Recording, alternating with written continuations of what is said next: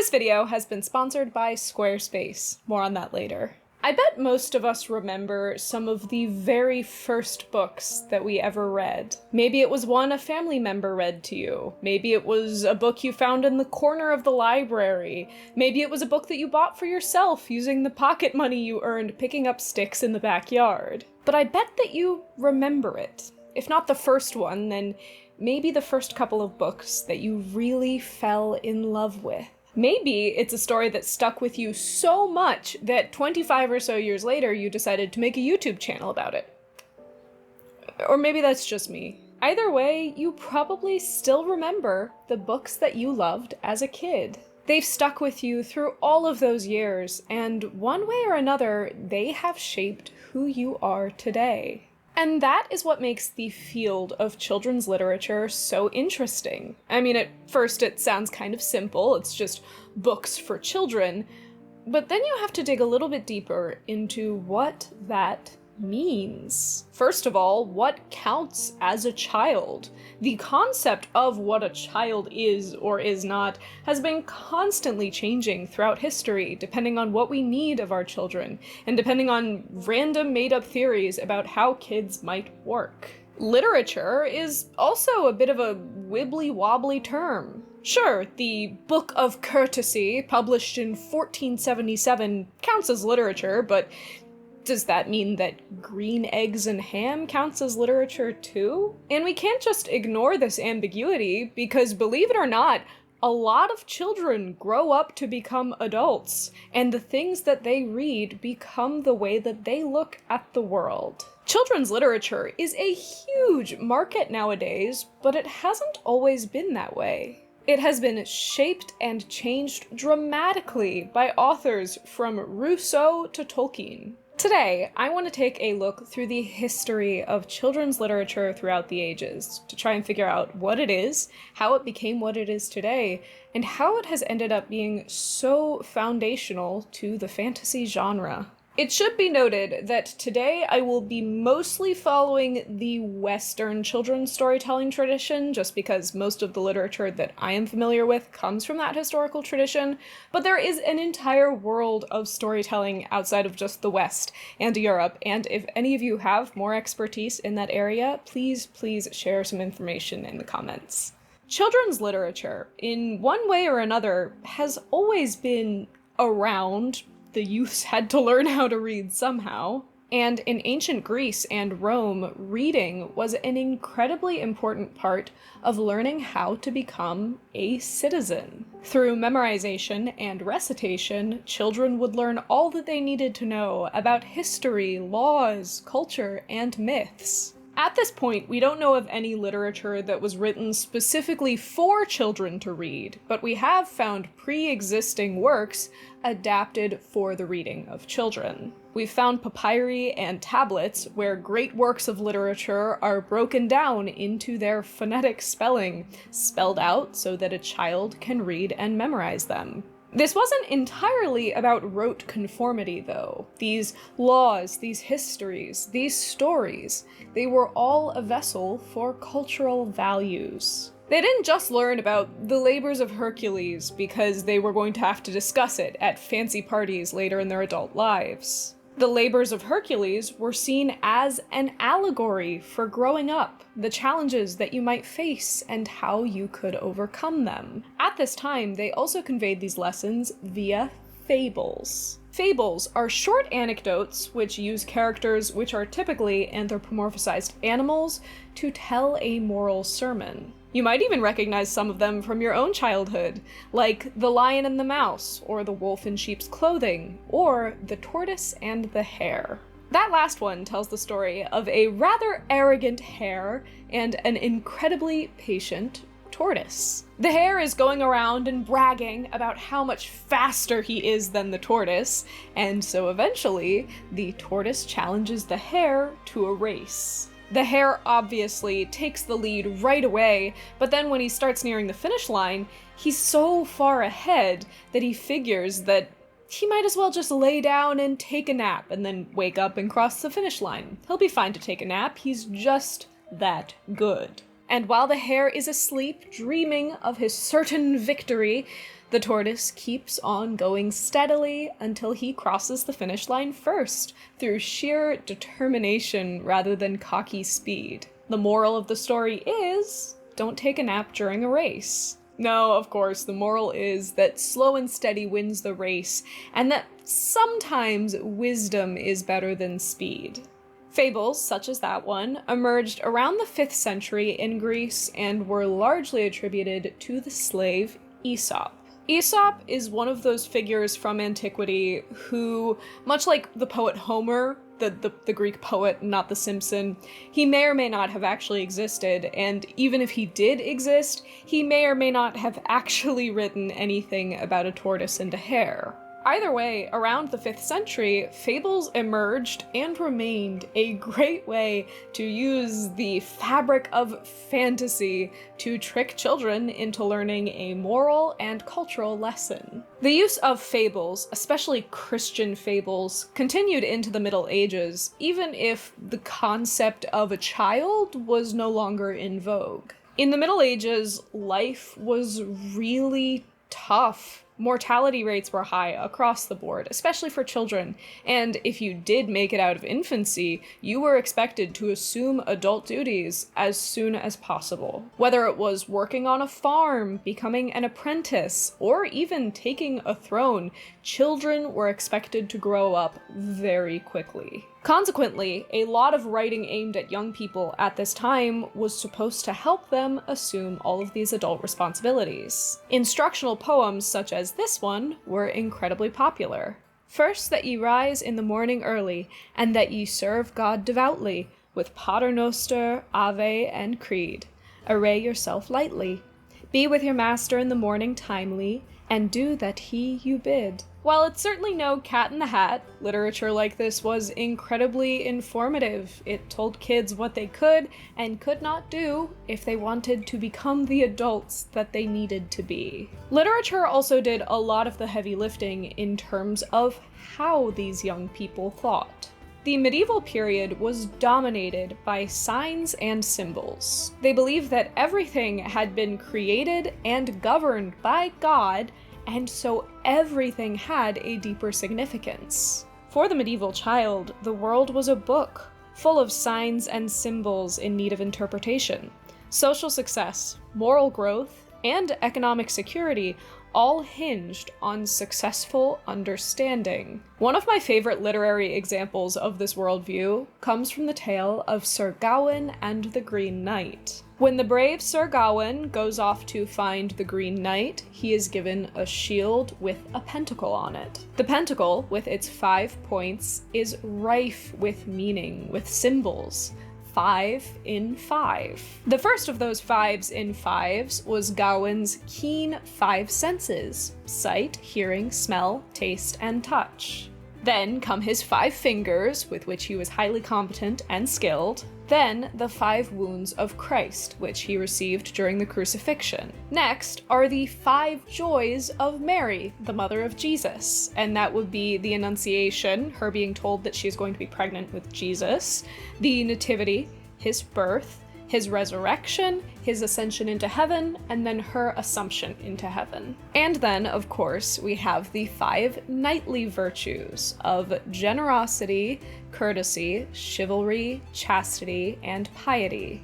Symbols within symbols. Literature like this was instrumental in teaching children not only how to read books, but how to read the world around them. Of course, all of the literature of the early medieval period had to be copied out by hand, and it was thus pretty difficult to access. But all of that changed in the 15th century with the invention of the European printing press. The printing press changed the way that we communicate with each other, making it easier than ever to share information and stay in touch with our communities. Luckily, that's gotten only easier and easier over the years, and nowadays we don't even need a printing press to communicate because we have this video's sponsor, Squarespace. Squarespace is the all-in-one website building platform that's going to allow you to stand out and succeed online. Their next-generation Fluid engine uses drag-and-drop technology to simplify the website making process from desktop and mobile. It's easier than ever for you to fully unlock your creativity. And if you want to display your creative work, Squarespace allows you to organize your video library and showcase your content. If you'd like to, you could even put those videos behind a paywall, all through Squarespace. And it is so easy to see how these features are working out with their built-in analytics. They'll give you insight on top traffic sources, sales metrics, and help you up your engagement.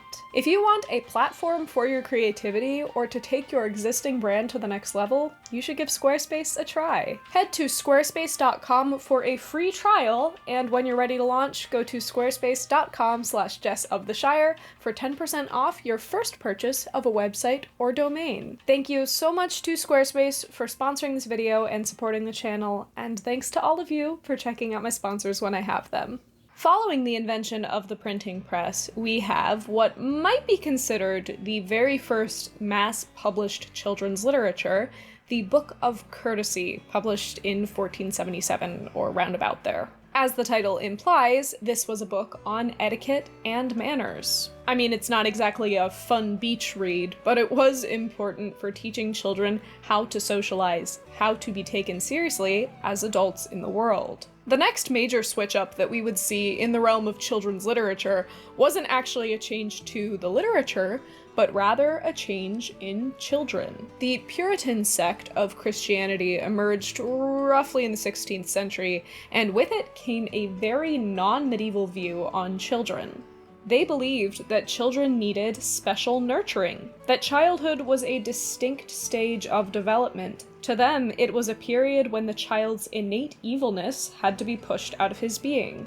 In Europe, and now in America, Puritans spread the idea that children didn't just need to be fit into the mold of conformity for society, they needed to be nurtured to become individual beings. Childhood was a time to learn how to respect authority whilst still being your own independent person, and their literature sought to enforce this. These concepts blossomed in the 1600s with the help of the writings of English philosopher John Locke. He believed that children began their lives as a tabula rasa, a slate scraped completely clean and blank. Through nurturing and through the freedom to play, it was an educator's job to fill up the blank slate of a child's mind with as much of the beauty of the world as possible. Based on these principles, in 1744, John Newbery published A Pretty Little Pocketbook, which was a guide through the alphabet for children, which used games and rhymes to teach them. They even upped the ante, and for a small extra fee, with a copy of the book, you could receive a ball for boys to play with, or a pincushion for the girls. You know, I would complain about the, sexism of that, the boys are gonna play with the ball, but the girls only have a pincushion, but I started sewing when I was, 8 years old, and I would have been really thrilled with a free pincushion, so I guess I can't really legitimize that claim. Locke's impact on 18th and early 19th century children's literature, then, lies not just in his ideal of an educated life, that character, self-mastery, and hard work were all teachable. It lies, too, in his emphasis on the particulars of sensory experience. His fascination with the playthings of the world, and his creation of a figurative language of such things to explain just what fills the mind. By the mid-1700s, literature was expanding rapidly, partly due to the growing popularity of the novel. Stories like Daniel Defoe's Robinson Crusoe dived fully and gladly into fiction, telling stories of adventure and survival. Robinson Crusoe is the story of a man who was stranded on a desert island. He has to survive pirates, cannibals, and a good deal more dangers before he's rescued, and this story was able to find popularity for both children and adults. Importantly, Robinson Crusoe was also open-ended enough to inspire countless spin-offs, including the Swiss Family Robinson, written by Johann David Wyss in the 1800s. It takes the basic concept from the original story, being stranded on a desert island, but instead puts an entire family in the scenario. Through their upright morals, their intelligent understanding of the world, and a hefty dose of divine luck, the Swiss Family Robinson flourishes, building houses, gardens, and farming wildlife. The Swiss Family Robinson began as a bedtime story told by Wyss to his children, but it really captured the thought of the day, which was largely crafted by Jean-Jacques Rousseau. In Emile, or On Education, published in 1762, Rousseau took the perspective of the Puritans and the teachings of John Locke and came to his own conclusions. Rousseau maintained that children were special in their own right.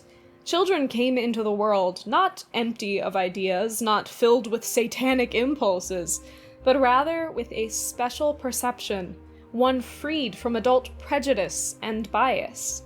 This innocence and uniqueness should be protected. This idea that childhood was not just a state of being a proto-adult, but something unique, something sacred, was new and highly influential. The literature pushed on children more than ever emphasized the specialness of this time to grow up, of their innate purity and sense of wonder. And this was a great time for literature. The 1800s were a period of explosive discovery. The scientific discoveries of Darwin, expeditions to the North Pole, archaeological discoveries in Egypt, the strange and fantastic seemed more possible than ever before. By this time, fiction was permitted to be more unreal than ever before. Authors like Lewis Carroll created strange new worlds governed by completely different strains of logic.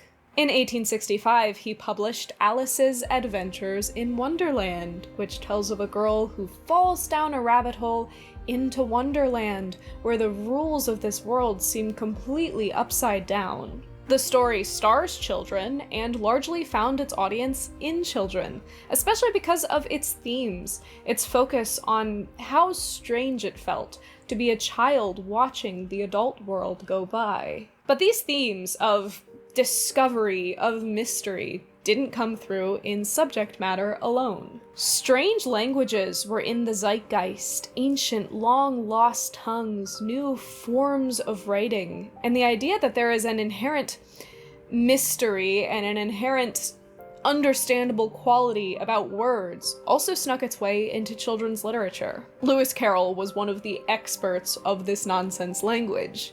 In a poem he wrote, "'Twas brillig and the slithy toves did gyre and gimble in the wabe. All mimsy were the borogoves, and the momraths outgrabe." This wasn't just William Shakespeare making up the odd new word or coining a phrase. This was entire passages of complete nonsense, which somehow still feel like they could mean something. Throughout the 19th century, philology, or the study of language, was becoming increasingly popular. This was because people were becoming aware of its historic value.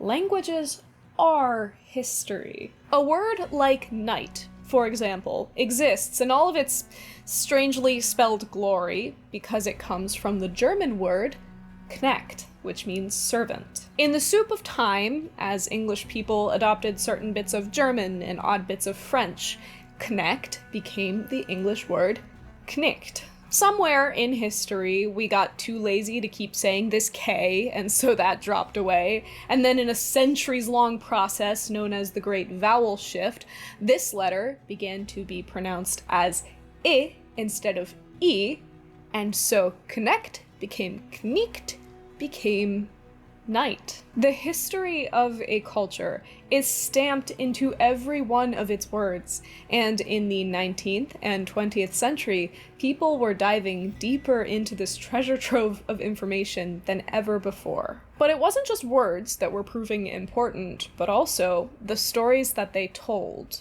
The Brothers Grimm made it their life's work to gather and compile European folklore. And they didn't just do it for sheer reading pleasure, but rather as a record. They were coming around to see how stories are able to capture and distill the values of a society, their hopes, their fears, their loves, and this was the same when it came to children's literature. A story like Cinderella was not just created to dazzle children with princesses or to horrify them with severed toes, although I'm sure that helped with engagement. It was created to tell them to not be selfish and cruel, to teach them that good behavior will be rewarded even if it isn't in the present. Fairy tales from history really exploded in popularity at this time, probably helped by the bit of a medieval renaissance that was happening.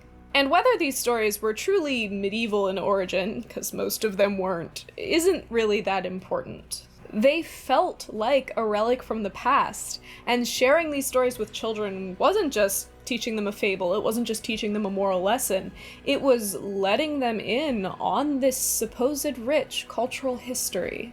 They believed that fairy tales take us back then, not just to our own childhood imaginations, but to the childhood of language and society themselves. The Victorians took a lot of joy from borrowing things from the past and smushing them down to fit their Victorian worldview. You see, these were a scientific people now, a rational people. Something like the lore of the Irish fairies, of this powerful elven people living in the hills and mounds stealing children, well, that certainly couldn't be believed. But it was a nice idea, it was fun, it was pretty, it felt historical, and so they wrote new fairies, which were little tiny guys and wore flowers as hats, and they played with the kindly children. Though it was a bit quaint, and it was firmly for children, the particular fantasy created in the Victorian era was key to the explosion of children's literature that we had in the Edwardian period. This was the literary period which began with Heidi and Hans Brinker, and grew into a land which housed Peter Rabbit, Winnie the Pooh, and Babber, where Peter Pan and Alice and Dorothy roamed through wonderlands. It was a place of fairy power, of hope, of innocence, and where adults, stodgy and musty as they were, could be found when needed. Adults were responsible, and would protect and care for the little ones. This period borrowed from the past. It capitalized on the seemingly limitless potential of the future, and it created new worlds for children to escape to. There were new motor cars, there were airplanes, and the world seemed to be bursting with potential. Children of this period had the relatively new and unique experience of having literature that was curated especially for them. This coincided with a newfound concern for children's rights. While the Industrial Revolution had been built on the backs of child labor, this new era saw a desire for most children to get to have an actual childhood, a time to learn, a time to play, a time to lose yourself in stories. Stories like Peter Pan lingered heavily on what it was like to be a child trying to grow up, whereas The Wind in the Willows explored the changing times in an accessible way. In a way, we look back on the Edwardian period of the early 1900s as a time when the whole world was in its infancy, looking forward and only seeing potential.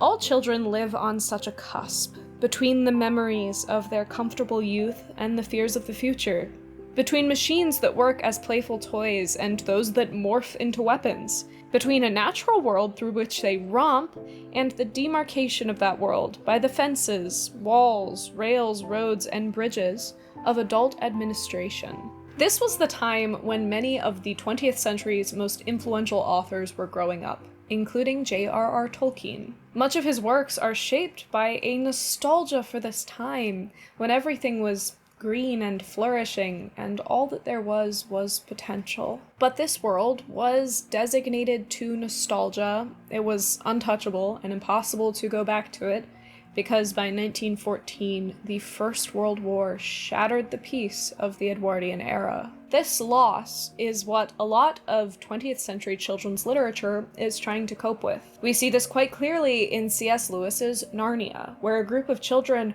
are separated away from their mother during the London Blitz. In the relatively peaceful countryside, they find a door into an even more untouched and peaceful place, a place where there aren't bombs and blitzes, there are kings and queens and talking animals. It is a well-ordered world, a world suitable for children, a world eerily similar to the vision of the pre-World War I Edwardian children's literature landscape. But, in my opinion, no author captured this better than J.R.R. Tolkien. He took the foundation of fantasy dreamed up by Victorian and Edwardian creators and spun it into something larger than their wildest dreams could even comprehend. Tolkien had grown up engrossed by whatever scraps and bits of fantasy he could find. He was particularly interested in the fairy books by Andrew Lang. With the help of his wife, Leonora Blanche Alleyne, Lang had compiled and translated fairy tales and folk tales from around the European continent from the last couple hundred years, and had set them specifically for children. Although he had appreciated these books growing up, in his essay on fairy stories, Tolkien addresses what he now sees as a very narrow-minded view that Lang has towards children's stories and what fantasy is capable of. In the introduction to the Blue Fairy book, Lang wrote, "The children to whom and for whom these tales are told represent the young age of man. They are true to his early loves. They have his unblunted edge of belief and his fresh appetite for marvels." Tolkien believed this line of thinking to be misleading. Children did not especially like fantasy because of what Lang called their unblunted edge of belief. They didn't like fantasy because they were particularly gullible or stupid. They liked fantasy, good fantasy, because it created a secondary world, which, even if it is not real, because it is not real, was good and detailed and beautiful enough to desire. Tolkien explains his own memories of childhood. "I had no special wish to believe. I wanted to know. Belief depended on the way in which stories were presented to me by older people. But at no time can I remember that the enjoyment of a story was dependent on belief that such things could happen or had happened in real life. Fairy stories were plainly not primarily concerned with possibility, but with desirability. If they awakened desire, satisfying it while often whetting it unbearably, they succeeded." The literature that Tolkien had grown up on, the good stuff anyway, awakened his desire for fairy, for dragons and elves, for adventures and battles, for a long-lost mythic Europe. And even then, he explains that these desires weren't really something that manifested until he was older. When he began diving into language, unpicking the layers of history packed into a single word, it was only then that fantasy and fairy tales made their way into his creative imagination. And when Tolkien came around to discover his love of fantasy, he found himself completely frustrated by the way that it was so forcefully stuffed into the box of children's literature. It is true that in recent times, fairy stories have usually been written or adapted for children, but so may music be, or verse, or novels, or history, or scientific manuals. It is a dangerous process, even when it is necessary. Any one of these things would, if left altogether in the nursery, become gravely impaired. Fairy stories banished in this way, cut off from a full adult art, would in the end be ruined. Indeed, insofar as they have been so banished, they have been ruined. While children certainly liked fantasy, they were, after all, human, one did not, as Andrew Lang suggested, have to have the heart of a little child if he is to be happy and at home in that enchanted realm. Limiting fantasy stories to the comprehension of children, watering down our folktales so that they'll be digestible for young minds, has resulted in a strangulation of the transformative potential of fantasy. And this didn't just harm adults who wanted to enjoy good fantasy, it also harmed the children who were being catered to. If fairy story as a kind is worth reading at all, it is worthy to be written for and read by adults. They will, of course, put more in and get more out than children can. Children's books, like their clothes, should allow for growth, and their books, at any rate, should encourage it. In antiquity, children were not spoken down to. They were expected to learn stories in their full, for all of their complexity, their symbology, their blood and death, their strangeness and mystery. It was only by starting with these full ideas and then slowly working on their comprehension of these stories that these children ever hoped to become true citizens. Somewhere in the days since Aesop and the labors of Hercules, this idea was lost, and we became a bit afraid to show children anything that would truly challenge and encourage them. Tolkien and other authors of the 20th century sought to right this wrong. Tolkien's most famous children's book, The Hobbit, is really only a children's book in the most technical of definitions and intentions. Its humor can be laughed at by anyone, its dry and witty tone is enjoyable and comprehensible for both children and adults, and the way that it reworks history and folklore into a story for the modern era is such a masterful demonstration of fantasy that I dare say it could be enjoyed by anyone. As the 20th century progressed, for better and for worse, people began coming around on the idea that maybe children weren't some strange alien species with their whole own culture and their own literature. They were human beings that surprisingly would one day become adults, and they needed to be spoken to and taught as if that was the case. This coincided with the increasing role of children's literature as a business. The Newbery Award, which, yes, was named after the guy who wrote A Pretty Little Pocketbook. There's a fun little connection for you. It was established in 1922, and it set the standard for what the elites, or just people in general, considered good children's literature. There was a push towards realism, to present children as competent agents in their own destiny. The world was a complex place, and a lot of this literature didn't shy away from that. They were no longer trying to present a untouched pastoral escape, but rather trying to show children that by being who they are, by remaining buoyant against the sinking forces of the world, they could be who they are whilst becoming adults. Children's literature is a complex tool.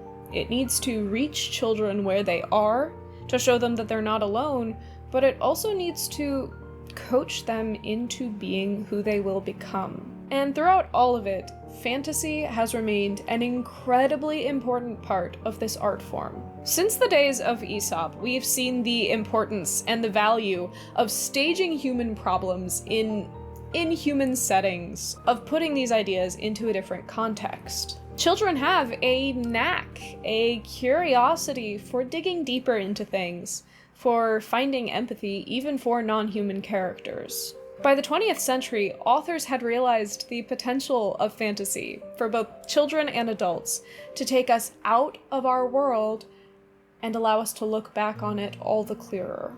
The story of children's literature is fascinating to me because it is the story of literature. The things that appeal to children, the things that we teach them to value, the ways we teach them to act, become the things that we as adults enjoy, the things that we value, and the way that we are. And that is what makes them so important. I'm sure that a lot of you remember the first time that you were really scared by a story. For me, it was when I was probably 9 years old, and my dad read me and my sisters Edgar Allan Poe's The Raven on a stormy night in Edinburgh.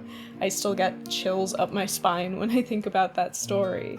I bet that a lot of us remember that first series that you got really excited about when you were like 9 or 10, the first story that was really yours. For me, it was Warrior Cats, and yes, I did make all of my friends on the playground pick their clan and their warrior cat name. And we all remember that story that wormed its way into our minds as children and has never really left.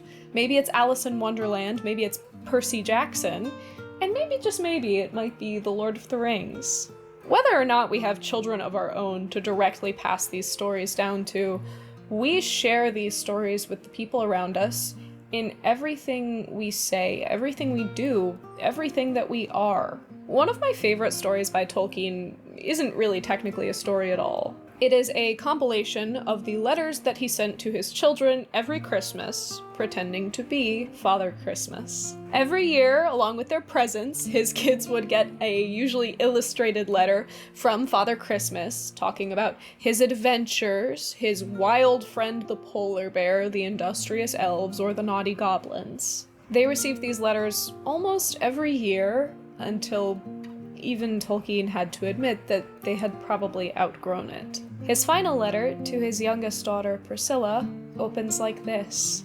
I suppose you will be hanging up your stockings just once more. I hope so, for I still have a few little things for you. After this, I shall have to say goodbye, more or less. I mean, I shall not forget you. We always keep the old numbers of our old friends and their letters. And later on, we hope to come back when they are grown up and have houses of their own and children. The stories that we hear in our childhood become the stories that the next generation hears, and that their children hear, and the next generation hears, and so on, and so on, and so on. Children's literature isn't just for fun, it's not even just for education. It is us passing down who we are through the ages and through time and history. I bet that it will not surprise you guys in the least to find out that all of my favorite picture books as a kid were about mice and other rodents.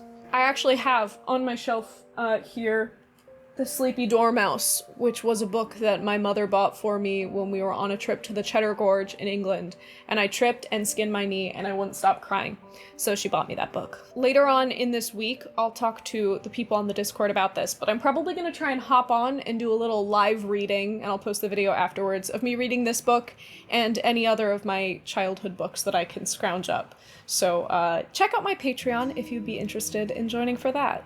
In the comments, let me know what your favorite book was as a kid. There is such a wide and beautiful array of stories available for children, and I would love to hear about some new ones. Subscribe to the channel if you want to come back every week and listen to me rant and rave about the things that I love, and consider giving this video a like if you enjoyed it. Thank you so much for joining me this week, and I hope that you have a very happy, hobbity day.